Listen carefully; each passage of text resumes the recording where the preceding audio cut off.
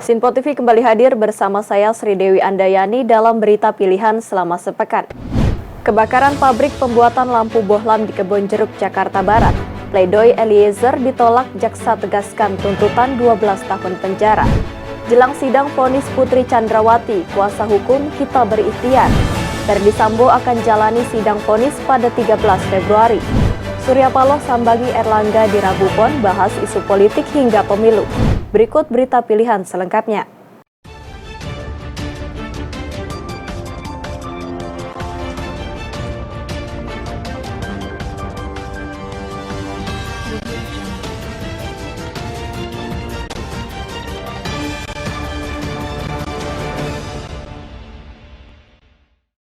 Kebakaran melanda sebuah pabrik pembuatan lampu bohlam di Jalan Kali Sekretaris, Kedoya Utara, Kebonjeruk, Jakarta Barat. Banyaknya bahan material yang mudah terbakar membuat api dengan cepat membesar dan sempat beberapa kali terdengar suara ledakan di dalam pabrik.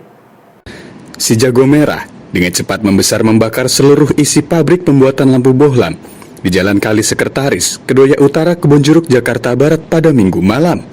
Warga sekitar sempat panik mendengar adanya sejumlah suara ledakan yang berasal dari dalam pabrik yang diduga berasal dari tabung gas. Banyaknya bahan material yang mudah terbakar membuat api semakin membesar dan sulit dipadamkan. Petugas pemadam kebakaran Jakarta Barat berjibaku berusaha melokalisir api agar tidak semakin meluas. Dugaan sementara, api berasal dari arus pendek listrik. Warga ada asap kebakaran. Bahan-bahannya kutat-kutat buat bungkus lampu. Gudang atau gimana bang? Gudang. Pembuatan juga? Ya. Bang, tahunya dari mana tadi? Dari warga. 8.30. Ini kejadiannya jam berapa Pak tadi Pak? Jam 8.30 ledakannya. Ini apa sih Pak yang kebakar? Kurang tahu dalam pabrik. Pabrik apa Pak? Pabrik lampu. Pembuatan lampu? Hah? Pembuatan lampu? Pembuatan lampu ya. Sempat ada ledakan nggak sih Pak tadi? Malah ledakan sekali. Api dapat dilokalisir 3 jam kemudian setelah petugas menerjunkan 20 unit armada pemadam ke lokasi. Tidak ada korban jiwa dalam insiden ini, namun kerugian materi diperkirakan mencapai miliaran rupiah. Dari Jakarta, Tim Liputan melaporkan untuk Sinpo TV. Jaksa penuntut umum menolak semua nota pembelaan dari Barada, Richard Eliezer, dan tim kuasa hukumnya pada sidang replik yang digelar pada Senin 30 Januari 2023. Jaksa menegaskan tetap menuntut Richard Eliezer dengan 12 tahun penjara terkait kasus pembunuhan Brigadir Nofriansah Yosua Huta Barat. Sidang replik atau tanggapan jaksa penuntut umum terkait nota pembelaan Barada Richard Eliezer digelar di Pengadilan Negeri Jakarta Selatan pada Senin 30 Januari 2023 pukul 10.00 waktu Indonesia bagian Barat. Dalam sidang tanggapan tersebut, jaksa menolak nota pembelaan atau pledoi Richard Eliezer dan menegaskan tetap menuntut 12 tahun pidana penjara terhadap Richard Eliezer. Menurut jaksa penuntut umum, Barada Richard Eliezer berperan sebagai eksekutor yang melakukan penembakan terhadap Brigadir Yosua dan memiliki peran yang lebih dominan daripada terdakwa lainnya, meski Eliezer bukan pelaku utama dalam pembunuhan berencana tersebut. Lebih lanjut, jaksa menyampaikan pihaknya sudah mempertimbangkan saat melakukan penuntutan terhadap Eliezer dengan mempertimbangkan pasal 10A Undang-Undang Republik Indonesia Nomor 31 Tahun 2012 tentang perlindungan saksi dan korban. Tim penuntut umum mempertimbangkan peran terdakwa Richard Eliezer Budiang Lumiu sebagai eksekutor atau pelaku yang melakukan perbuatan penembakan kepada korban Nofriansah Yosua Huta Barat sebanyak 3 sampai 4 kali, sehingga berdasarkan hal tersebut kami tim penuntut umum menuntut terdakwa Richard Eliezer Budiang Lumiu selama 12 tahun penjara. Tuntutan tersebut kami ajukan dengan mempertimbangkan kejujuran dalam memberikan keterangan dari terdakwa Richard Eliezer Budiang Lumiu yang telah membuka kotak Pandora sehingga terungkapnya kasus pembunuhan terhadap korban Nofriansah Yosua Huta Barat. Bahwa tim penuntut umum juga telah mempertimbangkan rekomendasi dari Lembaga Perlindungan Saksi Korban LPSK berdasarkan surat nomor R 0068-1.5 1 HSHP garing LPSK garing 01 garing 2023 tanggal 11 Januari 2023. Dari Jakarta, Jihan Nabila Galuh Anggara melaporkan untuk Sinpo TV. Kepala Staf Angkatan Darat Jenderal TNI Dudung Abdurrahman menerima penyerahan jabatan Komandan Pusat Polisi Militer Angkatan Darat dari Letjen TNI Chandra Sukoco serta memimpin acara serah terima jabatan. 6 jabatan strategis di lingkungan TNI Angkatan Darat. Kepala Staf Angkatan Darat Jenderal TNI Dudung Abdurrahman menerima penyerahan jabatan Komandan Pusat Polisi Militer Angkatan Darat dari Letjen TNI Chandra Sukotjo serta memimpin acara serah terima jabatan 6 jabatan strategis di lingkungan TNI Angkatan Darat. Acara tersebut digelar di Markas Besar Angkatan Darat Jakarta pada Senin 30 Januari 2023. Adapun 6 jabatan yang diserah terimakan terdiri dari jabatan Koordinator Staf Ahli Kasat dari Letjen TNI Afini Boer kepada Letjen TNI Ignatius Yogo Triyono yang juga menyerahkan jabatan Komandan Komando Doktrin, Pendidikan dan Latihan Angkatan Darat kepada Letjen TNI Arif Rahman dan jabatan Komandan Pusat Kesenjataan Infanteri yang sebelumnya dijabat Letjen TNI Arif Rahman dan diserah terimakan kepada Maijen TNI Anton Nugroho. Selanjutnya, jabatan Komandan Sekolah Staf dan Komando Angkatan Darat diberikan kepada Brigjen TNI Ketut Duara, Direktur Keuangan TNI Angkatan Darat kepada Kolonel CKU Ari Yulistio, dan jabatan Kepala Dinas Psikologi TNI Angkatan Darat kepada Kolonel Infanteri Heni Setiono. Dalam sambutannya, Kasat Dudung menyampaikan seorang prajurit tidak pernah mengakhiri pengabdiannya dan akan terus berlangsung selama hayatnya. Lebih lanjut, Kasat Dudung juga berpesan kepada para pejabat baru untuk menjalankan tugas dan kepercayaan serta amanah yang diberikan pimpinan TNI. Apapun yang terjadi, pada akhirnya kita akan pensiun, yang penting kita bersyukuri. Apapun kesulitannya, apapun masalahnya, pada saatnya sebetulnya anugerah-anugerah Tuhan itu pasti akan ada. Kita tidak pernah tahu itu akan terjadi. Yang penting kita pandai bersyukur, maka jangan lupa berbahagia. Nah, karena kebahagiaan itu yang bisa tahu dan bisa meraihnya hanya diri kita. Dari Jakarta, Tim Liputan melaporkan untuk Sinpo TV. Mengemudi tak memiliki SIM dan berkecepatan tinggi, sebuah mobil pick-up bermuatan air mineral terguling di Jalan Panjang Kebonjeruk, Jakarta Barat. Insiden ini terjadi akibat sang sopir kehilangan kendali karena mobil yang dikemudikannya mengalami remblong hingga muatan tumpah ke jalan. Sebuah mobil pick-up bermuatan air mineral dengan plat nomor B9405BAT terguling di Jalan Panjang Kebonjeruk, Jakarta Barat, Senin sore. Sejumlah warga mengevakuasi muatan ratusan kardus berisi air mineral yang tumpah ke jalan ini ke mobil lain. Insiden ini menyebabkan arus lalu lintas dari arah Jalan Panjang menuju Kedoya, Jakarta Barat mengalami kemacetan panjang. Petugas Dinas Perhubungan bersama warga berjibaku membalikkan mobil ke posisi awal. Peristiwa ini terjadi saat mobil yang tengah melaju dengan kecepatan tinggi ini oleng karena sang sopir kehilangan kendali akibat rem yang dipijaknya tidak berfungsi. Guna menghindari tabrakan beruntun, sang sopir kemudian membanting kemudi ke bagian kiri jalan hingga kendaraan terguling. Selain baru bisa membawa mobil, diketahui pula sang sopir tidak memiliki surat kelengkapan izin mengemudi. Dari lampu merah ke kanan, lurus, dia entah ngebut entah gimana ya, kita nggak ngerti juga kan. Tiba-tiba setir oleng, dia bilang kan jangan bercanda, dia bilang di jalan bawa barang. Makin jadi,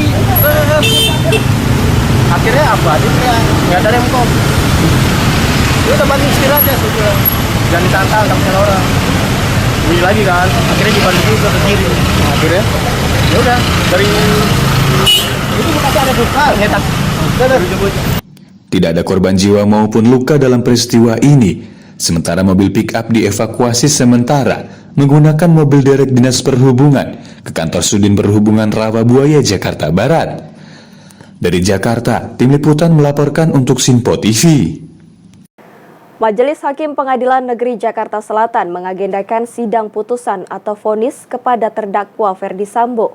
Usai sidang pembacaan duplik selesai dilaksanakan, Ketua Majelis Hakim Wahyu Iman Santoso menyebut sidang putusan terhadap Ferdi Sambo terkait kasus pembunuhan berencana Brigadir Yosua Huta Barat akan dilaksanakan pada Senin 13 Februari. Majelis Hakim Pengadilan Negeri Jakarta Selatan mengagendakan sidang putusan atau vonis kepada terdakwa Ferdi Sambo usai sidang pembacaan duplik selesai dilaksanakan Selasa 31 Januari 2023. Ketua Majelis Hakim Wahyu Iman Santoso menyebut, sidang putusan terhadap Ferdy Sambo terkait kasus pembunuhan berencana Brigadir Yosua Huta Barat akan dilaksanakan pada Senin 13 Februari 2023. Adapun dalam kasus ini, terdakwa Ferdy Sambo pada sidang tuntutan oleh Jaksa Penuntut Umum beberapa waktu lalu dituntut pidana penjara seumur hidup. Sambo diyakini Jaksa Penuntut Umum terbukti secara sah dan meyakinkan terlibat dalam pembunuhan berencana terhadap Brigadir Yosua Huta Barat bersama terdakwa lainnya yakni Ricky Rizal, Richard Eliezer, Putri Chandrawati dan juga Kuat Ma'ruf, serta terbukti melanggar pasal 340 KUHP jungto pasal 55 ayat 1 ke 1 KUHP. Selanjutnya Majelis Hakim akan mengambil putusan yaitu pada tanggal 13 Februari. Pada terdakwa diperintahkan untuk kembali ke dalam tahanan. Sidang perkara nomor 796 Pit B 2022 atas nama terdakwa Ferdy Sambo dinyatakan ditutup. Dari Jakarta, Jihan Nabila, Galuh Anggara melaporkan untuk Sinpo TV. Aksi pencurian kendaraan bermotor kian marak terjadi di Jakarta Barat, seperti yang terjadi di halaman parkir sebuah minimarket di Jalan Cendrawasih Raya, Cengkareng. Pencurian motor terekam kamera pengintai CCTV dalam hitungan detik.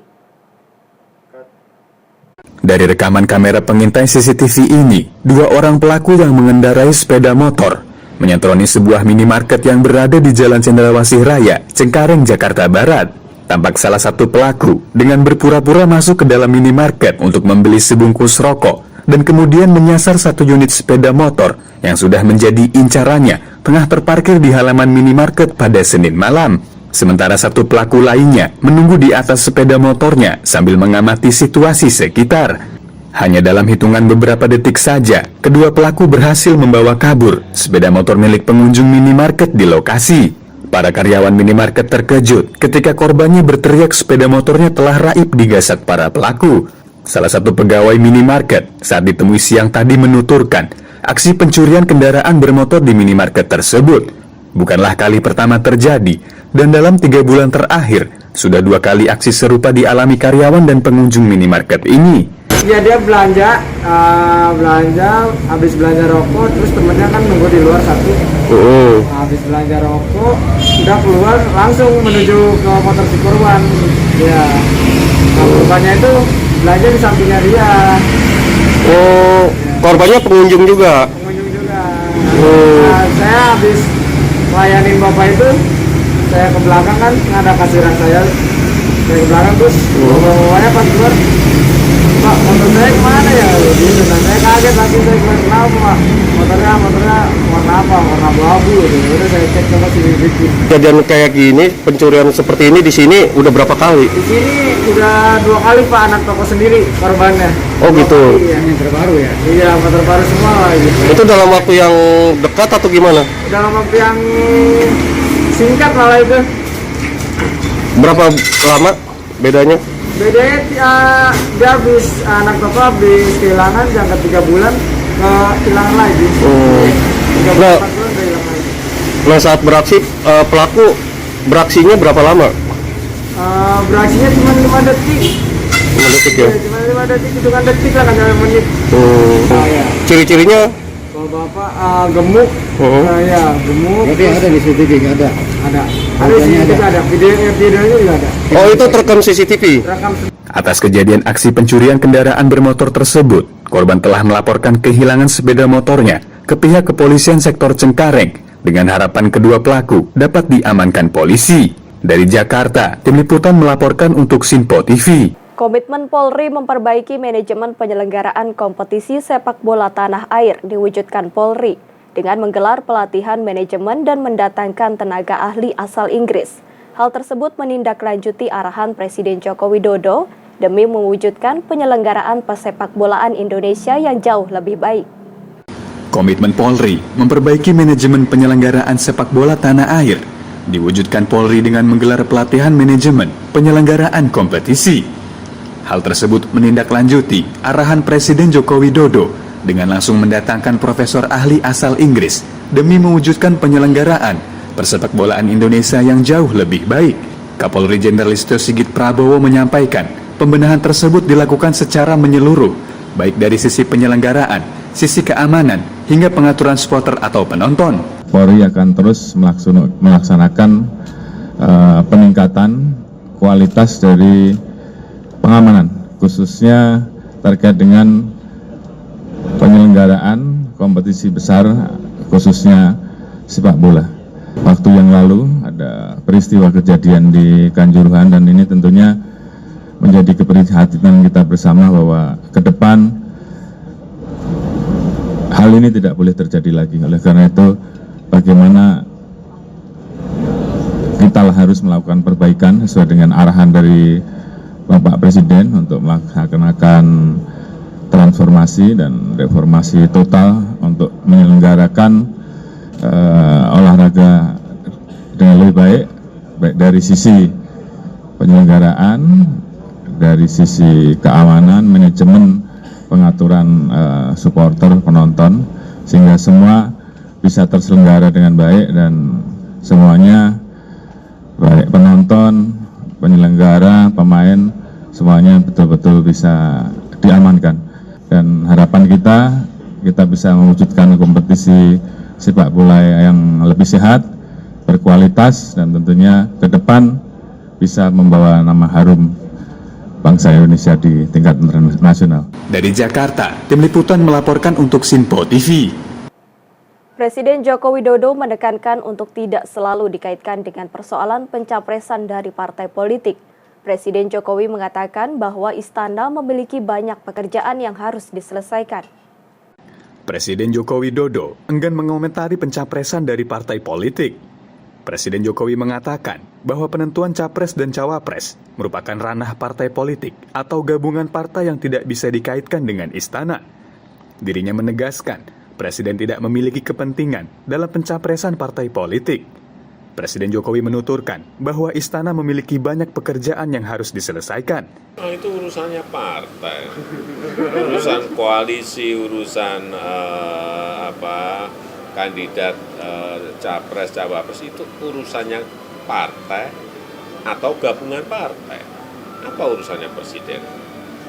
Mengenai PSI, Pak. Jangan sering dihubung-hubungkan dengan istana, dikit-dikit dengan istana. Istana pekerjaannya banyak. Dari Jakarta, Tim Liputan melaporkan untuk Sinpo TV.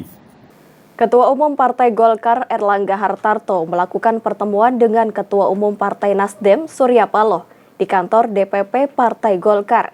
Pertemuan yang berlangsung tertutup selama 2 jam tersebut disampaikan Ketua Umum Partai Golkar Erlangga Hartarto sebagai momen silaturahmi. Ketua Umum Partai Golkar Erlangga Hartarto melakukan pertemuan dengan Ketua Umum Partai Nasdem Surya Paloh di kantor DPP Partai Golkar Rabu 1 Februari 2023. Pertemuan yang berlangsung tertutup selama 2 jam tersebut disampaikan Ketua Umum Partai Golkar Erlangga Hartarto sebagai momen silaturahmi dan sebagai 2 partai pendukung Presiden Joko Widodo untuk 2 periode. Selain itu, Erlangga juga menyampaikan rasa syukur di dalam menghadapi ketidakpastian global hingga permasalahan ekonomi selama 3 tahun terakhir di masa pandemi. Erlangga menambahkan, ke depan antara 2 partai politik tersebut dapat bisa terus bekerja sama, solid dan dapat kondusif untuk mendorong sejumlah kemajuan di masa mendatang. Pertemuan hari ini, saya ingatkan hari ini adalah Rabu Pon. Jadi pertemuan Rabu Pon ini yang kemarin saya sampaikan, hari Rabu perlu diperhatikan ya hari ini. Dan hari ini adalah silaturahmi 2 partai dan partainya sama-sama partai pendukung Bapak Presiden Joko Widodo untuk 2 periode. Yang pertama tentu tadi Pak Surya Paloh mengajak kita untuk bersyukur.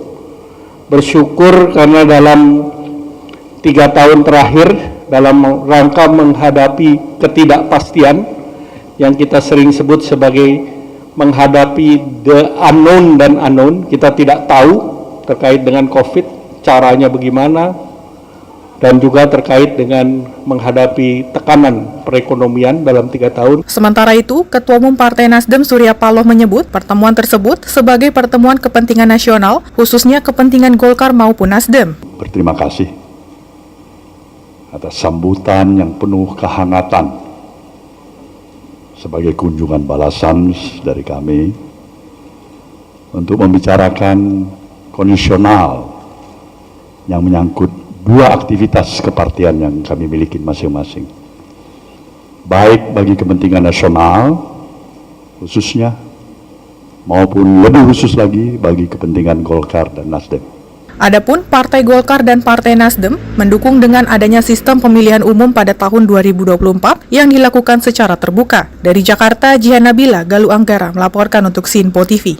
Menjelang sidang vonis terdakwa Putri Chandrawati yang akan digelar pada 13 Februari 2023, tim kuasa hukum Putri Chandrawati, Febri Diansyah, mengungkapkan pihaknya hanya bisa berikhtiar.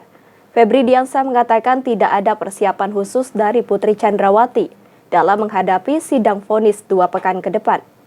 Menjelang sidang vonis terdakwa Putri Chandrawati yang akan digelar 13 Februari 2023, tim kuasa hukum Putri Chandrawati Febri Diansyah mengungkapkan pihaknya hanya bisa berikhtiar. Febri Diansyah mengatakan tidak ada persiapan khusus dari Putri Chandrawati dalam menghadapi sidang vonis 2 pekan ke depan. Lebih lanjut, dirinya juga berharap majelis hakim dapat memberikan putusan seadil-adilnya kepada Putri Chandrawati. Persiapan khusus untuk vonis ya, karena seluruh ikhtiar sudah kami lakukan, mulai dari sidang pertama ya, dakwaan, pembuktian sampai dengan duplik. Duplik ini fase terakhir sebenarnya yang dilakukan oleh tim penasehat hukum. Sisanya tentu kami serahkan sepenuhnya pada majelis hakim yang mulia, dengan tetap berharap, kami harapannya tidak muluk-muluk, majelis hakim betul-betul menjatuhkan putusan yang adil berdasarkan fakta persidangan, bukan berdasarkan hal-hal yang lain, termasuk juga bukan berdasarkan pengaruh pihak-pihak lainnya. Dari Jakarta, Jihan Nabila, Andi Rezaldi melaporkan untuk Sinpo TV. Demikian berita pilihan selama sepekan kali ini. Tetap saksikan berita terkini di Sinpo TV, Sinpo ID, dan media sosial Sinpo lainnya. Saya Sri Dewi Andayani dan kru yang bertugas pamit undur diri. Selamat berakhir pekan dan sampai jumpa.